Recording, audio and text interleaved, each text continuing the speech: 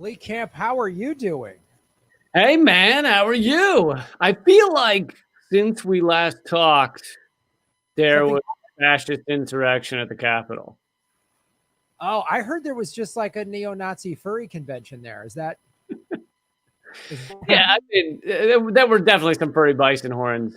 I mean, there's got to be. There's got to be. It's not a real party till the shirtless guy with the bison horn shows up. With raccoon makeup? um, yeah. Hello, everybody. Welcome to Government Secrets, episode 24 with Lee Camp. Pew, pew, pew. Post-Capitol Siege episode. I want to say that's clearly the craziest thing that's happened between episodes of the show, right? We can say that. Yeah, that might be. There was the time I was bit in the ass by a poisonous snake, I think, one time. Between episodes? This is weirder. Yeah, it wasn't during an episode, yeah.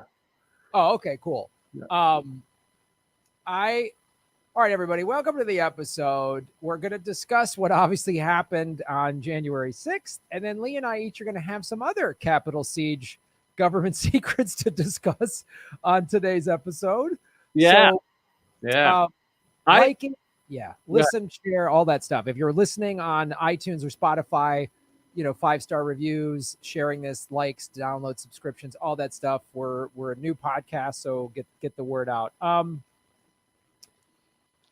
I'm impressed how everything's breaking down into this like false dichotomy of like either you're against censorship and you're furious that Trump's banned, and you at the same time think that everything that happened at the Capitol was totally fine, or you're for censorship and you think that everything happened at the Capitol was the worst thing that ever happened in America's history. Those are your only two options. There's no in between. America loves living out on either dumb extreme. Any subject, pick one. Any extreme. Just anything, like that's what America does. Like, oh boy, we have an obesity epidemic. Oh, you're fat shaming. No, I'm not saying that. I'm saying I'm saying we should deal with that. You know what I mean? Body beautiful. Well, wait a minute. Hold on. 150 pounds overweight isn't good for your body. That's not healthy. Any doctor would say that. Oh, you hate fat. You're fat shaming. Again, I'm talking about like that's what America does. So this was insane. I mean, it was insane. It is not the worst thing that's ever happened in America. I don't know. Genocide, right. Slavery. I would put those up there. The current bombing we're doing, 85,000 dead children in Yemen. I would put those ahead of this. My favorite on the left side of this discussion, so-called left, on the liberal side, was John Favreau. I think this is the other John Favreau, the Pod Save America guy.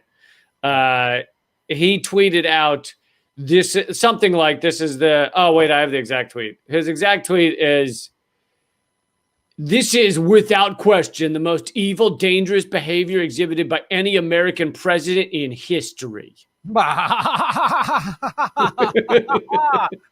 Oh, we could list off and have a good 30 countries that might disagree with you. I feel like he's not listening to our podcast. If he'd start listening to Government Secrets, he might go, oh, maybe all of these dozens of countries might feel differently.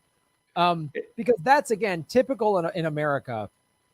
We are so in a vacuum because people in other countries are like, oh, yeah, this is what you guys get. You know what's happened? What happened at your Capitol building? Yeah, you've done that. You did that to ours and a bunch of other countries. You've been destabilizing countries all over the world for a long time now. And now it's happening in your own backyard and you can't handle it.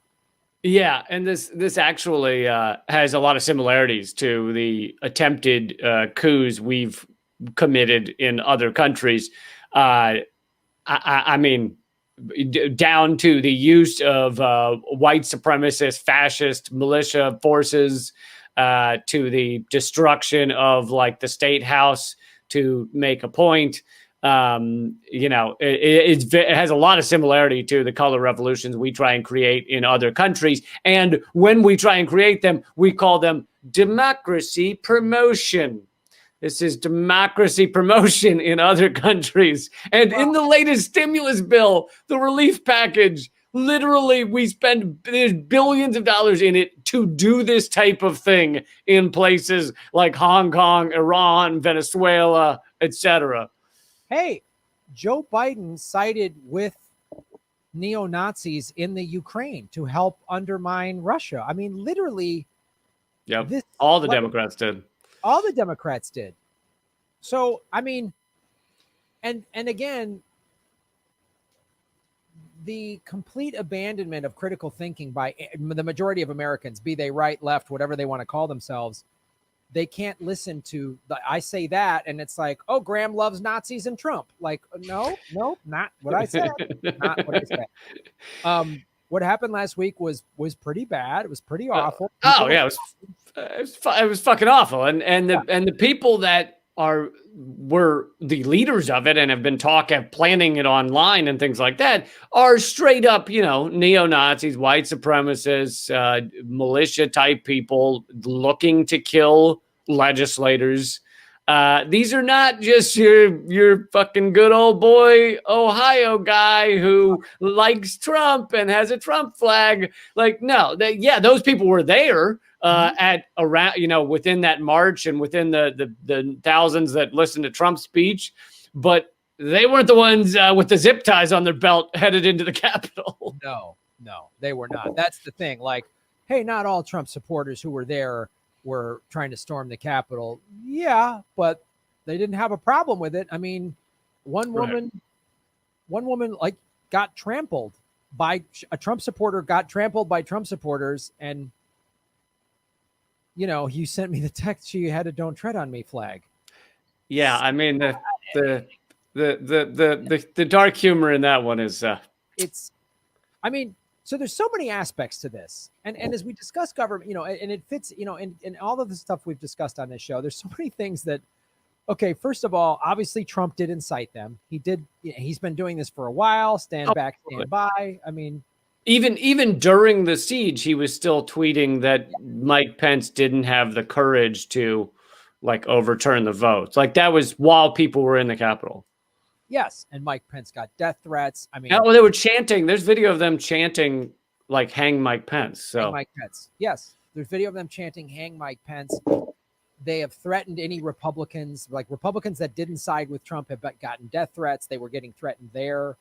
Like you said, there was a guy with AR-15s, and there was serious weapons there in the Capitol, and they sieged it, and many of them were neo-Nazis. There was a guy who had an Auschwitz hat or something, and where do you get those? Because I've been looking for the Auschwitz merch. Yeah, and where is that stuff? And this is the hypocrisy of this country. If you're selling like Muslim death to America merch online, I'm pretty sure that website's going to get shut down pretty quickly. Or at least right. But someone's selling Auschwitz stuff, and we're like, oh boy, can't seem to find them. Like, and all the off-duty cops that were there, the cops that were taking selfies that were on duty, the cops that helped let them in.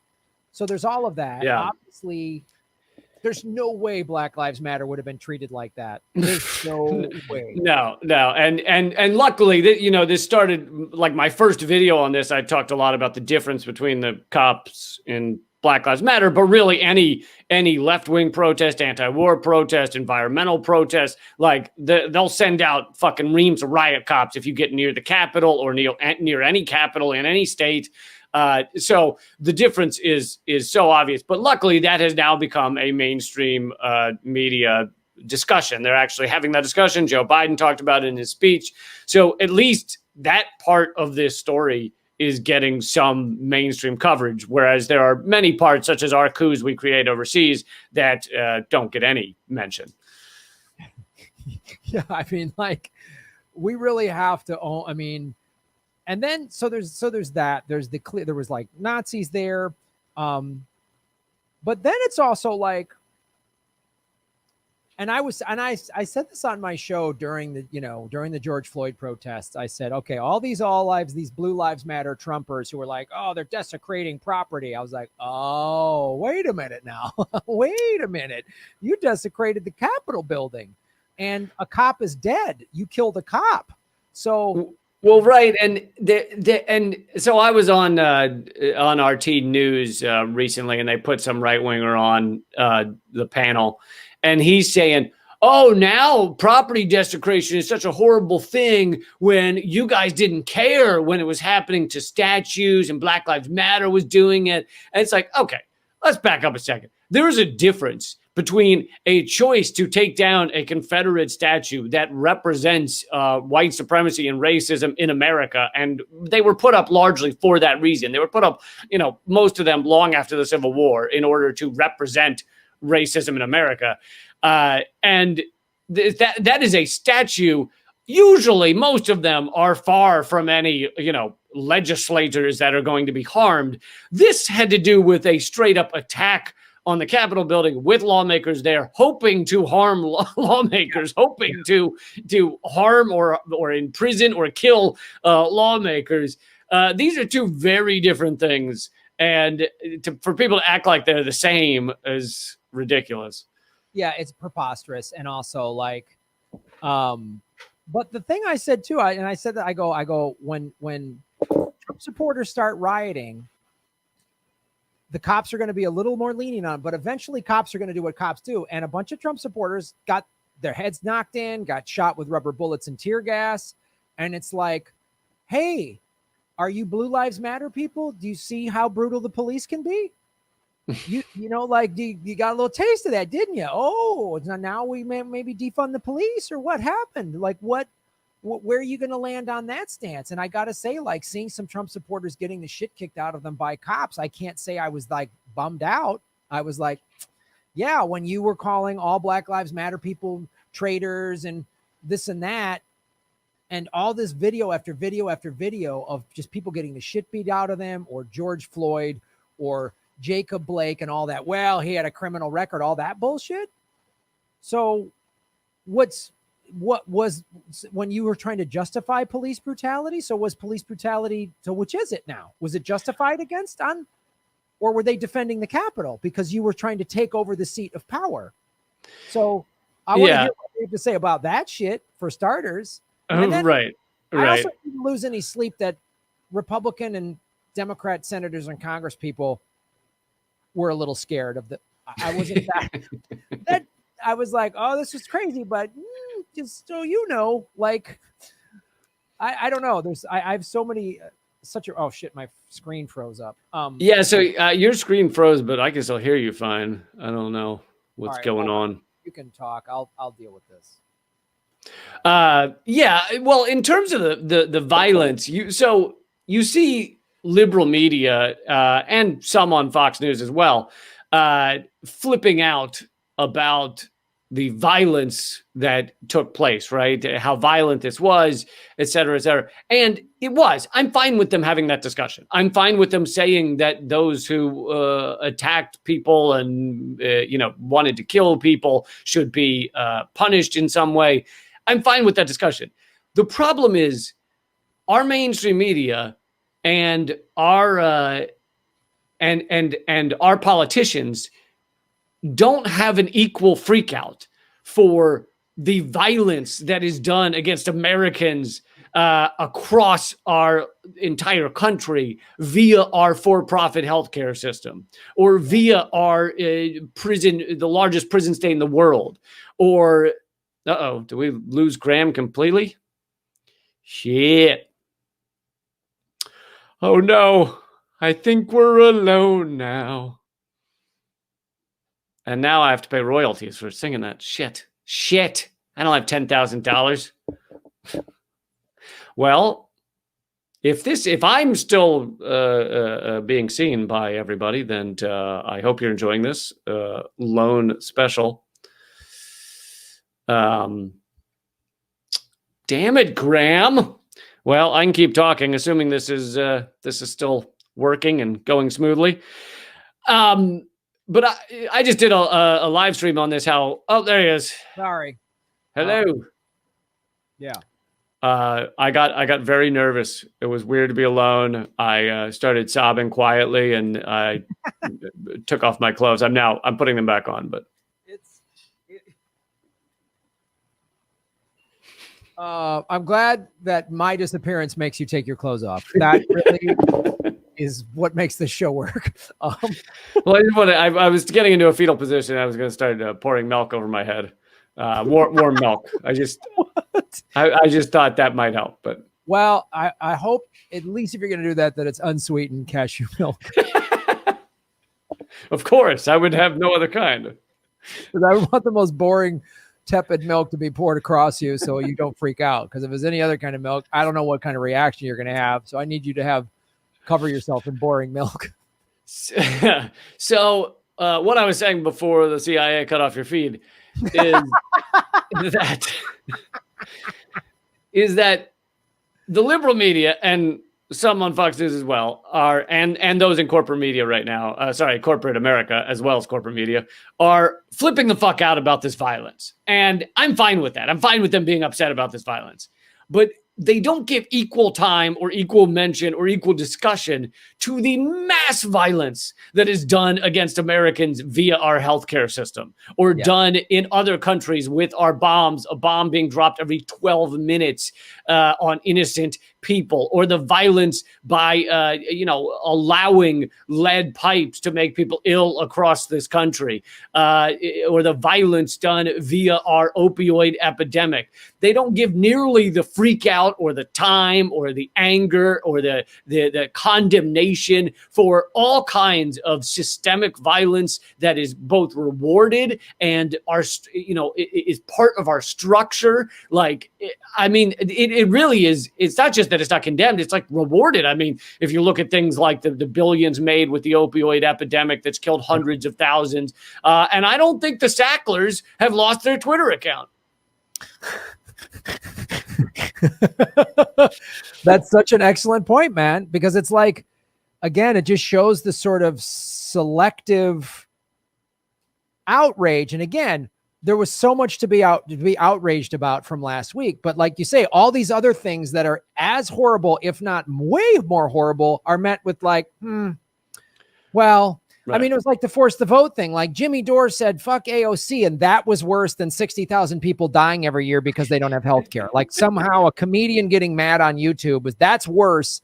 Anyone out there who was denied coverage and you died or your kid died or whatever, like that, hey, good with the bad, it's unbelievable. I mean, what the difference, I mean, the key to the difference is when the violence is directed at the ruling elite. Right. And that doesn't, I'm not saying, so we need to be violent against these people. I'm saying that's why this gets immense coverage. And you've seen even corporate America has turned against Donald Trump. They were fine with Donald Trump through his entire 4 years for the most part. How many corporations did you hear saying we're no longer going to either, allow Trump to like his golf resorts or whatever, the PGA Tour just withdrew their connections to Donald Trump.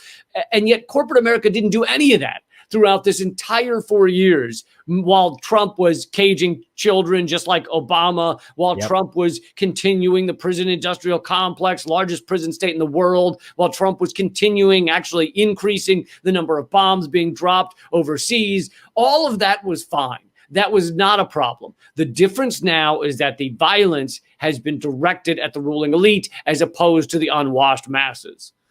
That's such a great point too. And it's also like to see Chuck Todd on whatever Sunday neoliberal couch talk or whatever nonsense he does this week. That's the exact name. You nailed it. This Week in Bullshit or whatever it's called. This Week in Neoliberal fucking horse shit. Here's your host, Tuck Chad. Have a hot cup of propaganda because here goes Chuck Todd. They're like, we got to do something. And it's like, this is awful. And Trump has been stoking these people. Yeah. But I love the media had no nope, nothing to blame for them at all as they propped up Trump and made, when you remember in 2016 when they cut away from Bernie Sanders' speech to an empty Trump podium. Remember all those things? Remember the fact that Les Moonves said, hey, Trump's good for ratings. You remember all those things? When 23 times more coverage to Donald Trump than to Bernie Sanders in 2016. Yes, 20 times more. And it's like, you guys can't act like you had nothing to do with this. You know, anytime Trump did something crazy, you guys would go, oh my God, can you believe what Trump said? Well, they wouldn't. Again, 4 years of Russiagating from Rachel Maddow and people like that, rather than there should have been, why wasn't Rachel Maddow just in outrage about all the people dying every year because they didn't have health insurance? Where was the outrage over the Democratic Party cheating? Where was no one was screaming about, they didn't care that the Democratic Party cheated, but then they blamed everything on Russia. Like their hypocrisy is unbelievable. And you're right. It's like this. I was happy to see Nazis running through the Capitol, but seeing scared politicians, I was like, okay, you know, and why can't we on the left? Why couldn't we at least have that large of a protest or just surround the Capitol building for Medicare for all? Why couldn't we do that to end the wars? Right. I would love to see, I mean, you know, I'm very much into nonviolence. So I would love to see an occupation of the Capitol where like they did in Wisconsin, the union workers did there. You sit in where you refuse to leave until, you know, demands are met. I'd love to see that type of thing. And to go back to the media just for a second, the reason you have, so the latest poll since the insurrection is that 33% of this country still thinks Donald Trump is doing a great job. So how do you end up in a place where a third of this country, and before the insurrection it's like 45% or whatever, think that this election was stolen from Donald Trump? Well, besides the fact that you have the Democrats rigging their own primaries, which then makes people think, well, if they rigged their primaries, then well, maybe they did in the general election. Even though there's no evidence of it, people think that because they rigged their fucking primary. But besides that, the media has proven, and you mentioned Russiagate, the media, our mainstream media, our corporate media has proven again and again, they are willing to give full-on propaganda just day after day after day after day after day, even if it all collapses, even if the collusion with Russia all collapses at the end, after years, they are willing to just hammer away at it. WMD, years of WMD in Iraq, hammer away at it, even if it collapses at the end. And they're willing to do this on so many major stories that they have now created a void for where truth would normally be. They have created a void where, you know, a third or a half of America just thinks that whatever they read on a blog that they like is the reality. And so it's like the mainstream media has themselves to blame for a country where whatever percent, 30 to 50% of the country believes this election was stolen. Well, yeah, it's such a great point because everybody knows they're being lied to in America. I don't care what background you have, what you think, you're political. Everybody knows this is bullshit. So then, like you say, there's this mass void, which is where like QAnon can slide in and go, oh, here's the truth. And if you're, you know, not the sharpest knife in the drawer, you're going to go for QAnon. You're going to say, oh yeah. And they prey upon that, which is all by design. It's the reason why we have bad schools is so people are easily manipulated. Like what's that quote from William Casey? When Americans don't believe anything, then we know we've succeeded, or whatever that quote from him is. It's like, so because Joe Biden's head of global media for his transition said that he's a fan of propaganda and he believes our government needs to use it against our own people more often. Well, it's working because it's going great. I mean, that's the thing too. Like everybody thinks they know they're being lied to. So they're grasping at straws for the truth. That's why a certain percentage of people are like, COVID's it's not real. The hospitals are stacking up. We have the highest death rates. No, they don't. Even people have been lied to so much. Like most people, when they get into a COVID ward and they're dying, they're like, oh shit, this is real. Most people do that. There's still a percentage of people who have been like, you're dying of COVID, sir. This is your last breath. No, I'm not dead. Like, okay. Like, well, at least you want to go all the way out, sticking to your ideas. Go big or go home. Don't ever change your stance. Don't ever change. Don't ever change. Keep being, just go. Whatever it is, go. Like, if you don't believe in science around COVID, then maybe gravity isn't real and you should test that out on a cliff. I don't know. I'm just throwing out ideas. Gravity is just a theory. All right, Graham. It's just a theory of gravity. Theory. I prove theory. Everybody should try jumping off a tall building just to make sure. Yeah, it sounds like some fake news to me. I jump off. I watched a documentary on that daredevil guy who created his rocket to get into the atmosphere to prove the Earth was flat, right. And then died. Sorry. It's the Darwin Awards. It really is the Darwin Awards. Darwin Awards. It's the Darwin Awards. You die. If you die in a Trump stampede, getting run over while holding a flag that says "Don't tread on me," you win some Darwin Awards. But no, he literally there was more to him. He was more of a daredevil than he was a flat earther, but he decided to tie himself to the flat earth movement and actually had a GoFundMe to raise money to shoot a rocket into the upper atmosphere to prove that the earth was flat. And then he died. Maybe because he didn't calculate for the curvature of the earth.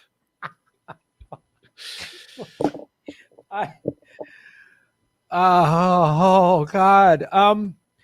So I guess, my question, and I've been asking myself this, friends of mine have been asking, I mean, to hear the mainstream media go, wow, Black Lives Matter was treated 10 times worse. That's a good thing to come out of this. To hear some people all right, we got to hold Trump's craziness accountable and all these corporations. But again, all these corporations that had no problem profiting from Donald Trump prior to last Wednesday. Do you think America is going to learn from this? Do you think there's going to be wow, that Capitol siege, man, a lot of big changes are coming. And because I've heard mainstream media go, boy, we need more election integrity. We need there be transparency in our elections. So people don't sit there and think, because that was the main reason for that protest and that siege was they think the election was stolen. So I heard calls for that on corporate media. I heard Fox News being critical of the Republicans and Trump. So yeah, it depends on what they do with let's have more election integrity. If this gets rid of the touchscreen machines that no one can see inside of, and the code is top secret, then that would be a benefit. Normally, though, when they say changes are needed, they then use it for the fucking their corporate gains. So one of the changes that everyone's saying is needed in liberal media is more censorship on Twitter or whatever, which yes, it will absolutely be used against you and me. But a lot of people don't realize it's already being used against you and me and leftists and left-leaning sites. We've talked about it before, but I've been shadow banned to an extent on Facebook for 4 years now, and so so it absolutely will be used against those of us who are anti-war, those of us who are anti-corporate America. So yeah, it's not that we need more censorship; it's that we need these platforms to be accountable to the people. They need to be public utilities, or they need to we need to have a digital bill of rights where you can't just be banned because they so chose.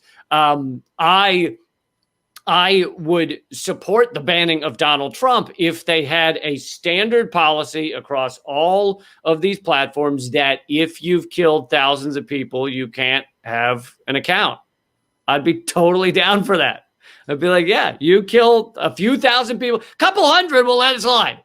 But a few thousand people, and you don't belong on Twitter. The problem is the reason they wouldn't state that or give us that right is because then Hillary Clinton's gone, Obama's gone, all these people are gone who are war criminals and have killed thousands, and the Koch brothers would lose their Twitter account. It'd be they don't want to do that. So instead, they're banning Trump for causing harm to the ruling elite.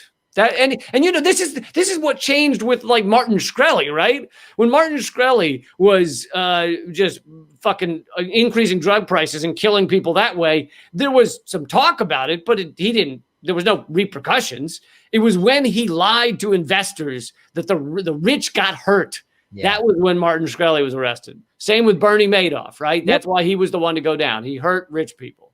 Because what Bernie Madoff did was a smaller version of what the banks did in the housing crisis in 2008. right. But Bernie hurt rich people. The house, Goldman Sachs and them, they killed, they hurt regular people. So that's it's okay as long as if you just can't hurt the elites. Because definitely we're already seeing, and Biden is going to use this, and there's going to be way more censorship. I mean, Susie Dawson had her Twitter account pulled for like a day, and there was, everybody went on and out. There was an outcry or whatever, and Twitter put her back up. But they're going to come after us more for sure. I mean, well, and taking down all of Parler, that site, that's dangerous as well, because that means if you create a more unfiltered, more free site, people talking about creating blockchain versions of, similar to Twitter that would, stop things from being banned unilaterally. Then if they stop, they've created a world where we all operate on one of 2 to 3 phones. And if those phones or operating platforms like Google pull the fucking apps, then it's over. That's it. No, you're right. I mean, like you and I are both on Rockfin, which is blockchain cryptocurrency platform. I love Rockfin, but I don't know, could they shut Rockfin down? It might be hard because it's blockchain. I don't know the technology behind that, but like they are going to use it against us for sure. And the problem is because these were right-wing, and there were some scary people there, and these militias, and people have been like, oh, that's not that big of a deal or whatever. Or, I don't claim it's not a big deal. I don't want it to be used for mass censorship. It will, though. That's the unfortunate thing, is because it was a big deal. Then when people get scared, then they're more willing to give up their rights. Like we saw that after 9/11, everybody was scared. 9/11 was crazy. It was awful. So people were like, you surveil everything. Yeah. Take away my rights. And so they're going to start censoring. They're going to want more police. I mean, like this is a crazy, because hearing some people like sort of the liberals be like, we need more censorship and, we need more police or whatever. You're like, wow, man. Okay. So I don't know. It's in America, because it's so heavily propagandized. It's been so effectively divided and propagandized that America won't realize we're in a class warfare, but Americans don't realize that, and Americans don't want to learn. I mean, the reaction to Jimmy Dore's force the vote thing was like, wow, all right. So I don't know. I don't have a lot of faith, because even the so-called, we don't even have like that force the vote thing just showed that the left is like a handful of us. And then everyone else is just like these dumb fuck liberals that are they get in the way. They get in the fucking way, and they refuse, they will not hold, but they all, I guess. So I don't see anybody. I don't know. Like, the thing now, at least, okay, the Democrats, by the way, what happened last week also, they got control of the Senate. So I was like, there's no excuses now.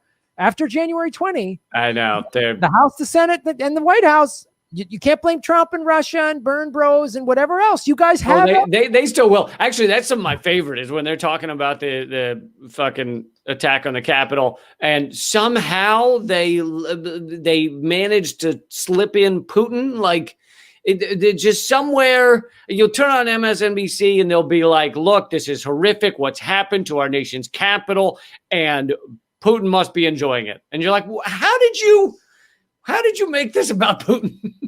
Somehow they made it about Putin. And it's just like, is he enjoying it? Yeah, probably. But there's probably 40 world leaders really enjoying this, watching because we fucked with all of their countries. So, and they might also Putin might be terrified. Like, oh God, if America just goes up in smoke, I was in Russia when it went up in smoke in the 90s. So what's going to happen? You know who else enjoyed it was apparently a third of America. So, Maybe you should be talking about that. And that's and we can move on to our coup stories here in a minute. But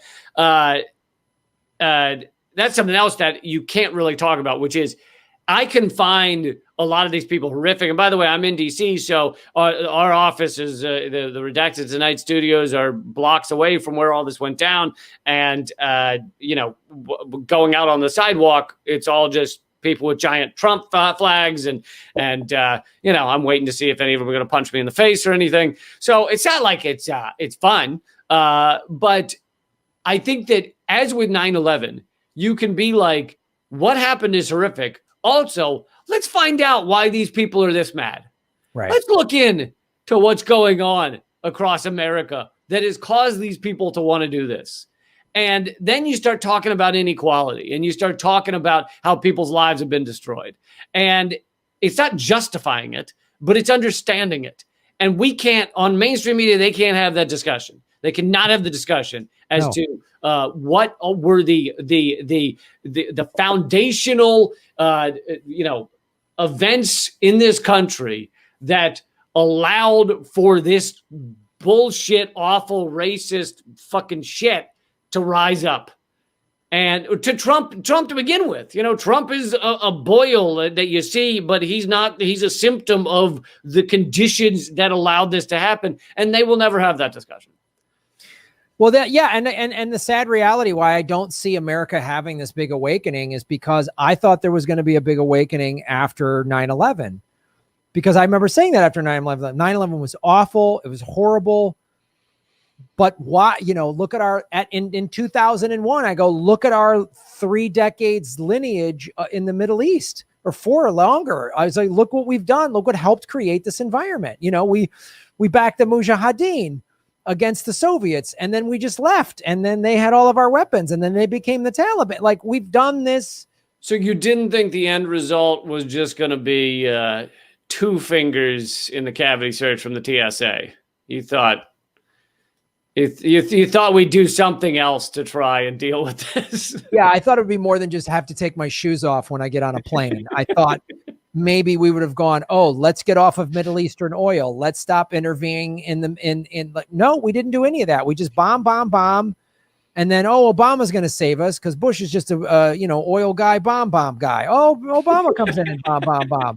So we're all just bomb bombers. So America has learned nothing. It refuses to learn. And like any addict, we're dealing with an out of control drug addict. That is America. And addicts that are out of control have no problem blowing up other people's lives.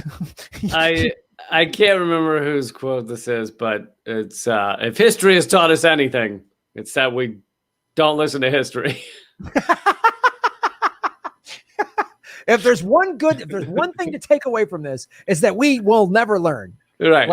Right. So I don't know. I mean, I especially watching the last year and a half, a year ago, have been cautiously optimistic. Well, Bernie's raising more money than he ever has. And he might win the first 3 states. You thought they'd let Bernie have the nomination? Come on. I thought if he didn't get it, people would no, and not stand for it. But we can't.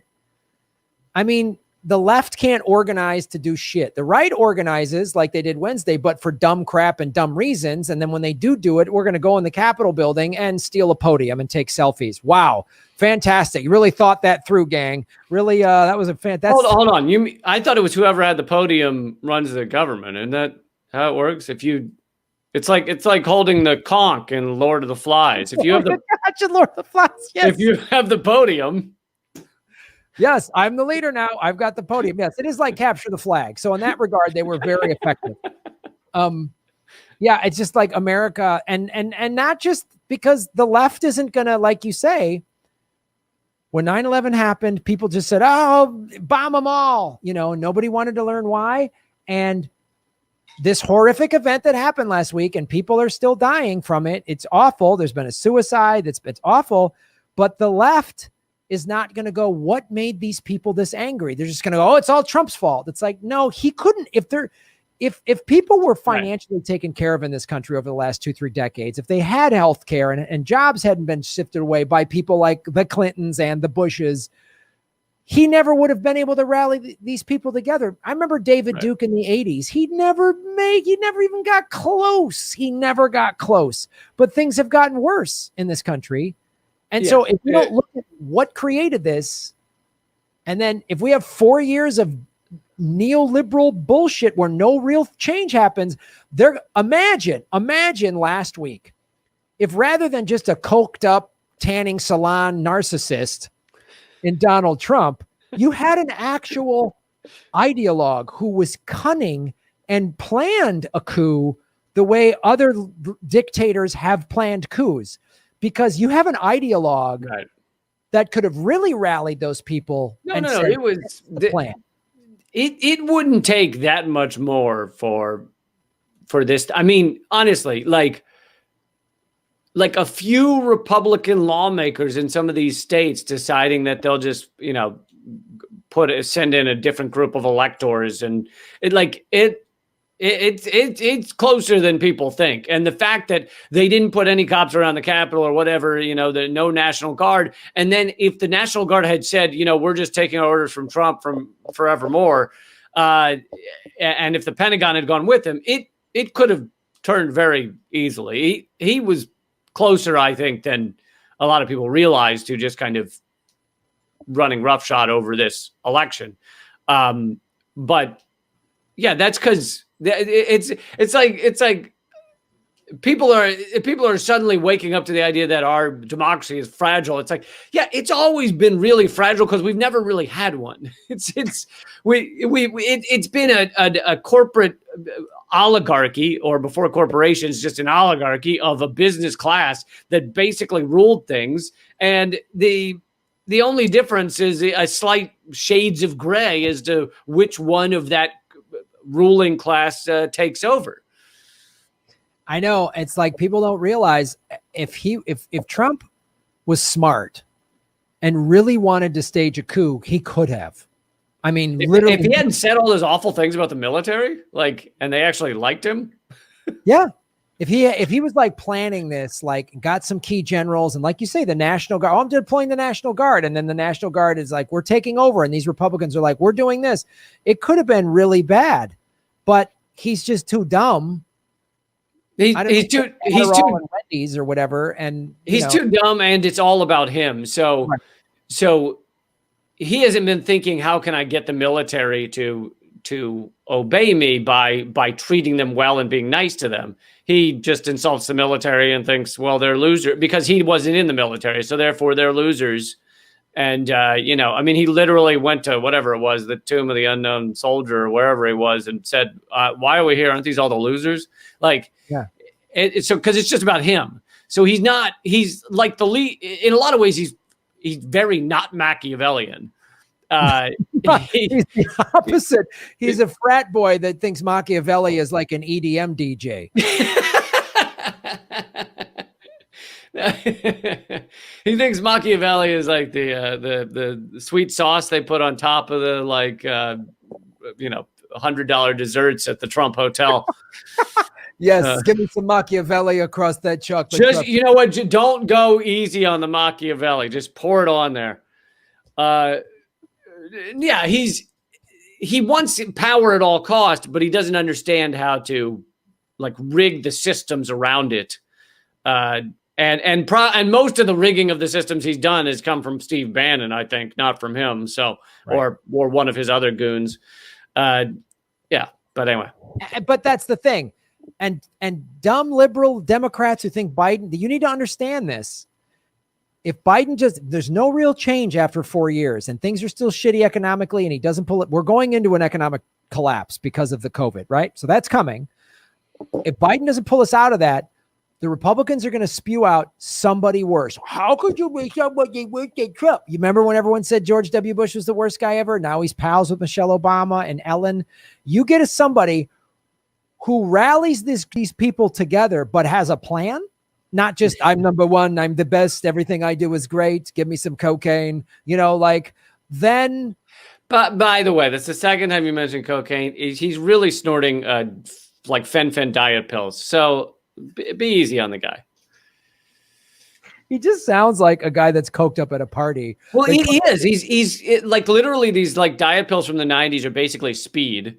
And he's been apparently, or at least there's a lot of people who have said that he's been on these things since like the 90s. Like, I wouldn't doubt it, because he just sounds like some guy that comes up that's all on something at a party that just tries to talk you into some crazy business plan. You know, like, let's build a spaceport. Let's fucking do it, man. Fucking, we'll buy Iceland. Let's fucking buy Iceland. You want a road trip to Iceland? Let's buy it. Build a wall. Let's do it. Like, what? Hold on. You mean you don't send 3,700 tweets at 4 a.m.? That's not your normal routine? You know, because I just put it in my schedule. I'm like, wake up at 3:58, craft 1,700 tweets, pass out again at 4:35. Oh, all right. What's your first coup, Gub? So this fits pretty well with what we're talking about, which is this is kind of the unknown to a lot of people coup attempt in American coup attempt. Segment number 2, kind of. Maybe kind of dovetailing into what we were talking about. So this is a coup attempt in the 1930s against FDR that very few people know about, and it has to do with our friend, yours and mine, Smedley Butler, who was. So we've talked about Smedley Butler before, although I think we should do a long segment on him at some point. Yeah. But he is I think to this day he's the most decorated Marine that has ever lived. And so Marines still to this day like know Smedley Butler's name because of that. Major General Smedley Butler. But however, the reason you and I know his name is because he came out later and said all of the wars he did were for capitalism. He destroyed whole nations in order to help the United Fruit Company and things like that. So that's why he's become a hero of anti-war activists. But he wasn't, at least he wasn't known for that yet in the 1930s. And he was still this highly decorated major general. And in 1933, the business community was turning against FDR, both because he was saying all these things needed to be done for the labor community, for the workers, like the New Deal, which the business community did not like.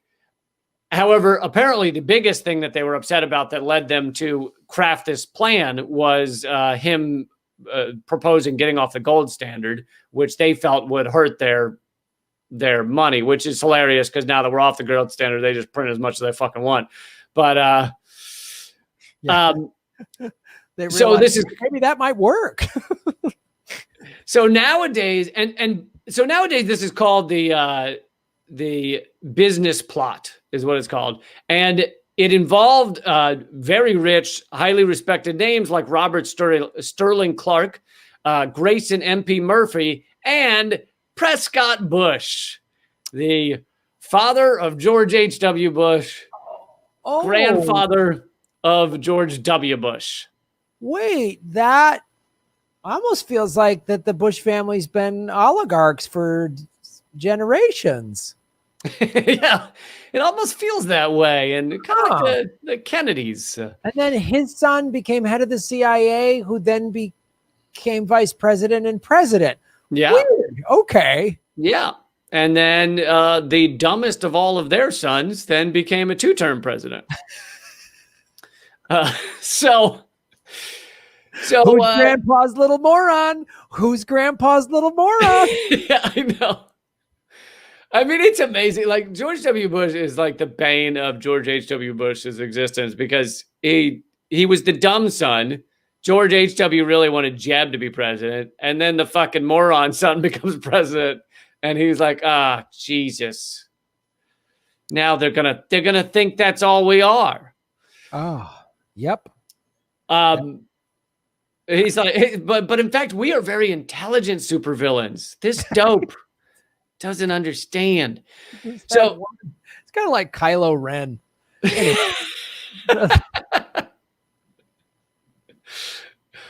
So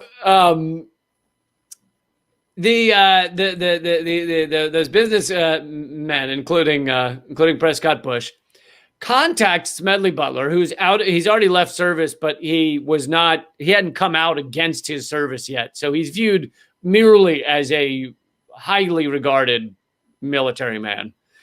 And they basically talked to him about ways that he would gather the military, get the military behind him and them, and take over the country, basically create a fascist government for America, and kick out FDR, and it would be a straight up coup. But so Smedley Butler, because he was starting to think differently about his military service for the American empire, pretended to go along with this so that he could get all of their plans out of them, and got a second person to be at one of the meetings so that they could verify what was being said. And then he goes to Congress and he gives testimony that this has happened. And back then it was known as the White House coup or the Wall Street putsch. And but Congress largely just like shrugged it off. But the fact that it had been revealed basically ended the hopes of these high-powered businessmen that they could get the military to turn on FDR. And the media, doing their duty to protect the empire at the time in 1934, said, "Oh, Smedley Butler doesn't know what he's talking about. He made it up, and it's just some craziness he came up with." However, recently, in the last, I can't find the year right now, but it's within I think the last 30 years, 20 or 30 years, other documents have been revealed, basically proving this, that he did have these meetings with these businessmen, and it seems highly likely. I mean, considering what kind of person Smedley Butler was, that this is absolutely accurate. And Wall Street basically was looking to create a fascist coup to get rid of FDR. Well, you just got to love them. They're just such forward thinkers, the business guys. You know what I mean? Like they think out of the box. That's what you got to do to be an entrepreneur, Lee. They're always thinking. That's the thing. They're always thinking. They're always.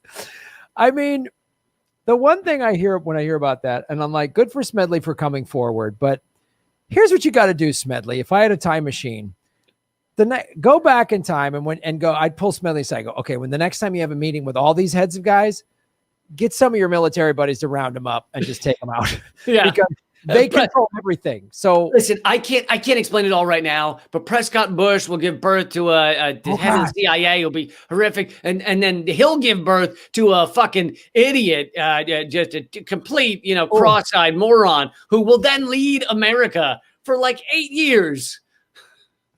Marty, it feels like a back. Yeah. Marty, you gotta go help Smedley.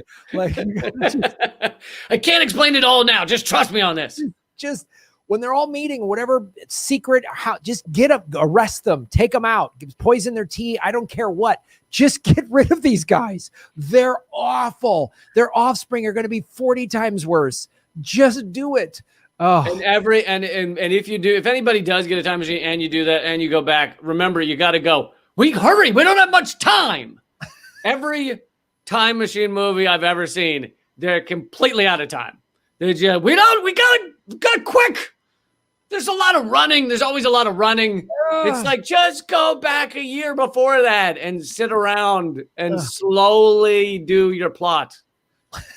Yeah, just move the dial on the machine to give yourself a little breathing room to figure it out. adjust to the new time. You're in a new time. The culture is different. Probably the language is a little different. Just why do you got to like get me back 4 minutes before? No, get in here. 4 minutes should be plenty to kill baby Hitler. Or take out Grandpa Bush. All right, unless you have more, I got mine. No, go for it. Go segment 3. Government secret segment 3. Wow, that got to a Law and Order SVU there. It really did. Yeah, it just dun, dun. Presented by Dick Wolf.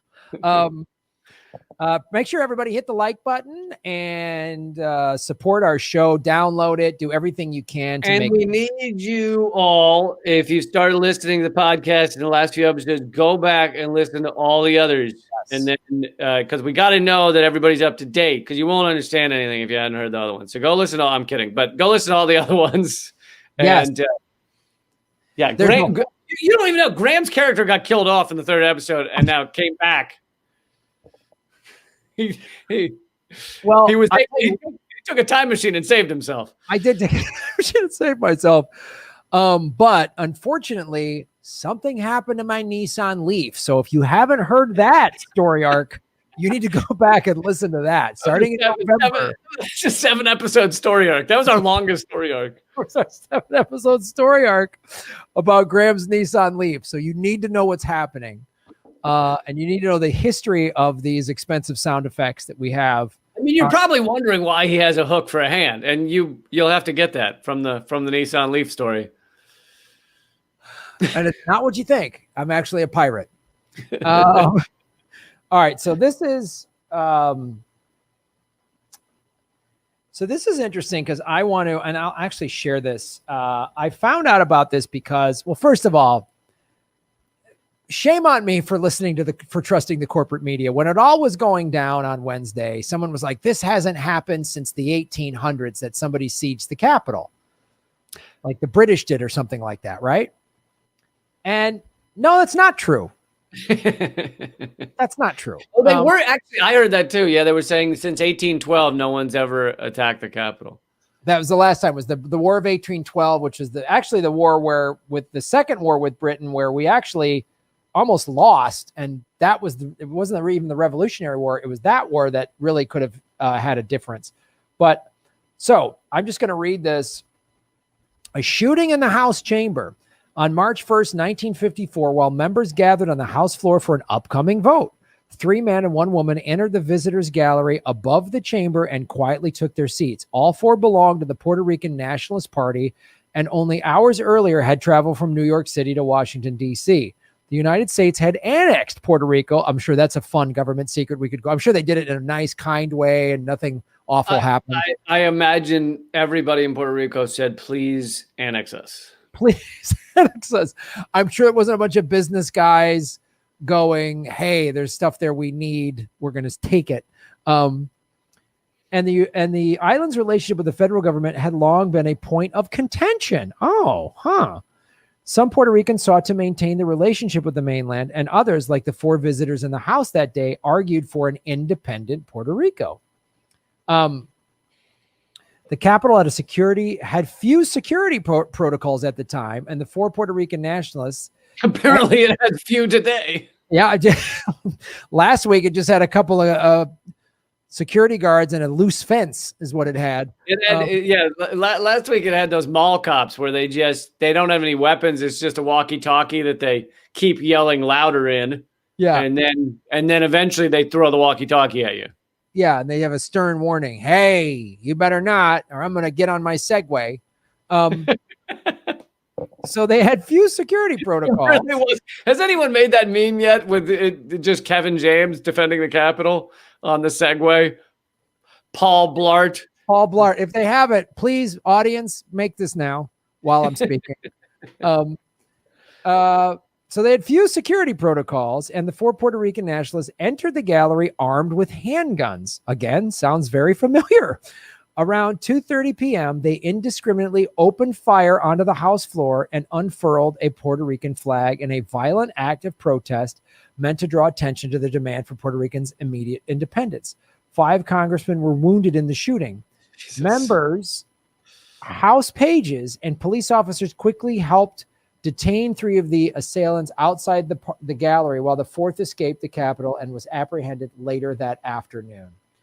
The commemorative 65th anniversary of this event, the Office of House Historian collected oral histories with eyewitnesses, including House staff, pages, and police officers.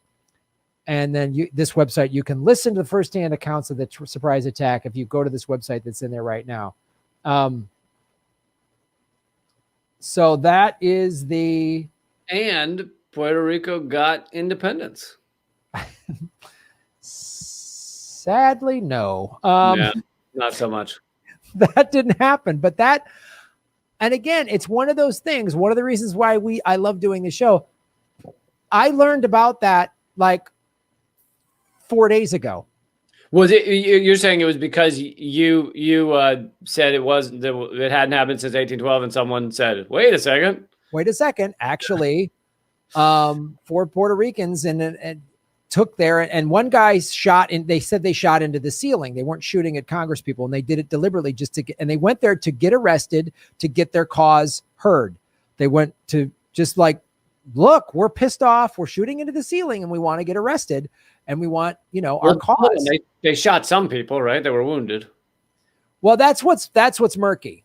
Oh. Because the people who did it that are still alive fell from the ceiling when they shot into the ceiling. Yeah, there might have been that. They claim, we were opened fire on, but their protesters are like, no, we deliberately shot into the ceiling. So of course it's disputed, but it happened, and we've never talked about it. We've never heard about it. I literally never heard about this till I saw this on the internet last week. I think most Americans, including, what was it, Donald Trump, while in office, had to be informed that Puerto Rico was an American territory. Oh, yeah, absolutely. Because I think they were talking about the hurricane bearing down on it, or a hurricane disaster that had happened. And he basically was like, why do I care? And they were like, it's part of America, sir. What? Like, I had no idea. Somebody sent it to me on Instagram or something like that. I'm trying to find who sent it to me. But anyway, yeah, this happened in 1954. So nobody knew about it. Did not know. Yeah, you didn't know. That's what this show is about. What's that? But that's what this show is about. It's all about GovSeeks, kids. You didn't know it. Now you do. Now you do. You're more informed, and you understand how awful America really is. Yeah. You learned about 2. I guess the Puerto Rican one. If they just wanted to bring attention to the cause, that doesn't count as a coup attempt. But a coup attempt, but an insurrection at the Capitol. Yeah, insurrection at the Capitol. I was debating with the always amazing Eleanor Goldfield, and she was making some great points that what just happened was not a coup attempt either. But there's an argument to be made that Trump was trying to create a coup, although he's in power. So I don't know if you can coup yourself, but he was trying to put a coup in place for 10 days from now, I guess. Yeah, I guess it's like, was it a coup attempt? Was their intention to do that, to take over the government and keep Trump in power? There definitely was intention to overturn the election result. Right. Which would have, if they succeeded at that, kept him in power. But feels like a coup to me. But again, it's kind of like, but he's in power right now, so it's kind of like sexual assault. Can you sexually assault yourself? I don't know. I don't know if he can coup himself. I don't know. I committed my own coup. It was the best coup that's ever been committed. We had a rave. We stole a podium. We're number one. I brought down my government and replaced it with me. I win. Jesus Christ. By the way, for those who think this is over, and I highly recommend no one attend the inauguration because there are all these postings of these militias that, you know, we're going back on the 20th and everything. And literally they have like plans out there where they're like, all we need is 10,000 people or 4,000 around the White House and 4,000 around the Capitol. And we'll be able to hold these structures and only allow in and out whoever we want. And you're like, this is, now I hope they have more than Paul Blart on January 20th, because these motherfuckers, are not. I don't think they're done behaving like fucking idiots. What do you think's going to happen? Honestly, you live in DC. You saw it, some of it, you know, from Wednesday. What do you think's going to happen? Well, I mean, there's no doubt you're going to have a certain number of fucking awful human beings that are going to come. I don't know what I don't know what they can achieve, or, you know, it obviously the worst case scenario would be if any of them decide their goal is to just hurt any random people they can find, because that's probably the type of thing that it doesn't matter the police presence. It'd be tough to stop that, you know, but terrorism anywhere in the world is tough to stop. But, you know, I don't think luckily, I don't think they have the numbers to do anything like take over one of the buildings, but that doesn't mean they can't cause horrible things to happen. I mean, I was in Charlottesville. It took one guy in a car, you know, nearly hit me, and obviously hit 30, 40 people, killing one.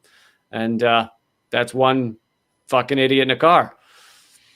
Yeah, I mean, they had pipe bombs at the RNC and apparently the DNC. So, yeah, I'm just like, if they really want to put some planning and forethought into this, it could be really awful. Or just like you say, just random psychos just driving cars and blowing shit up. I mean, like the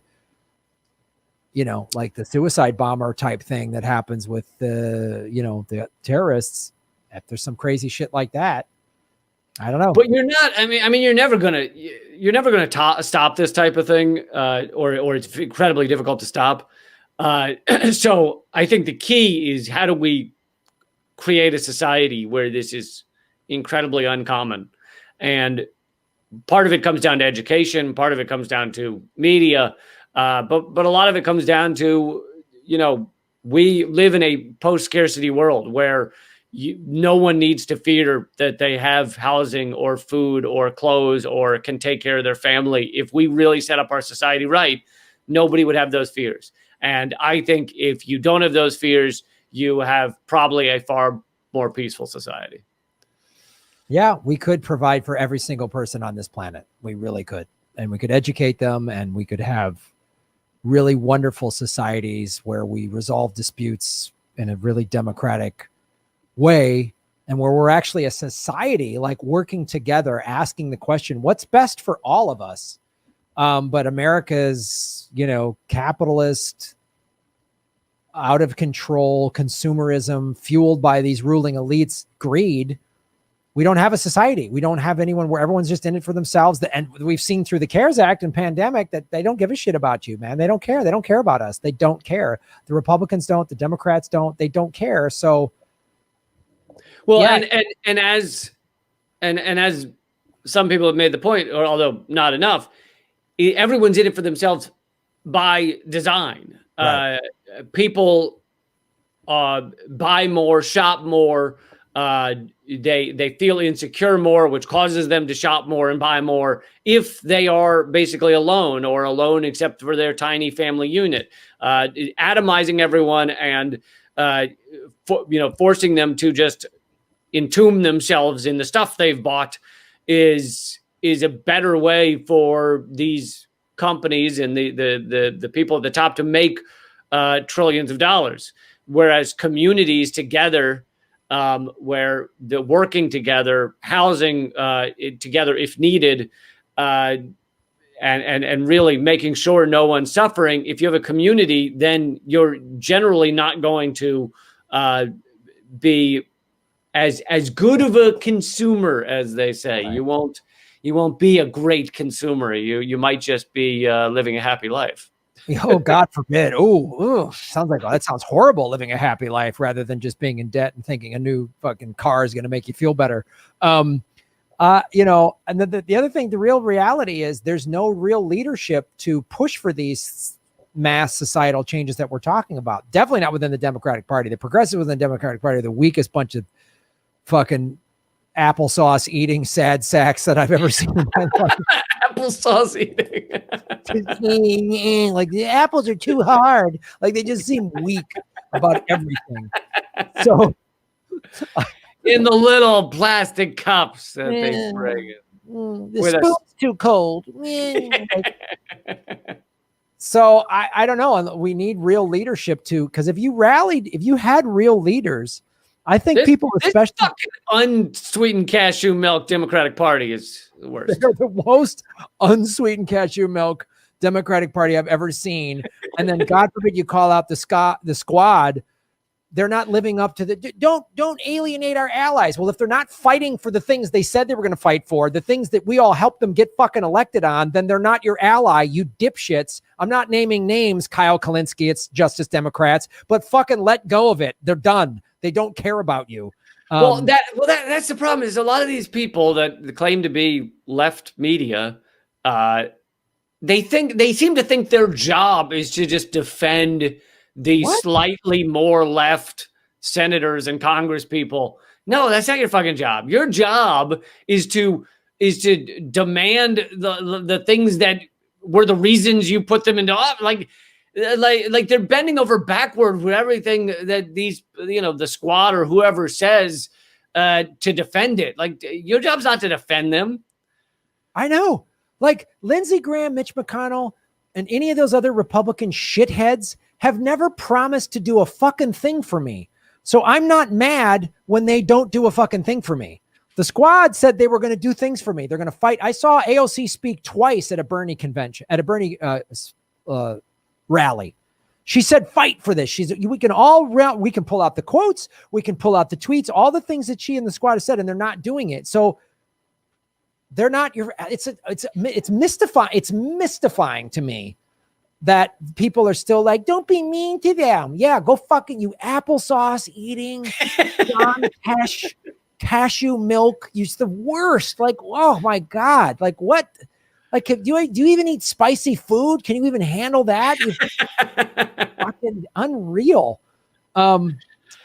Anyway. Well, I feel your pain, man. I feel your pain. That's our show. That's our show. That's it. I'm done.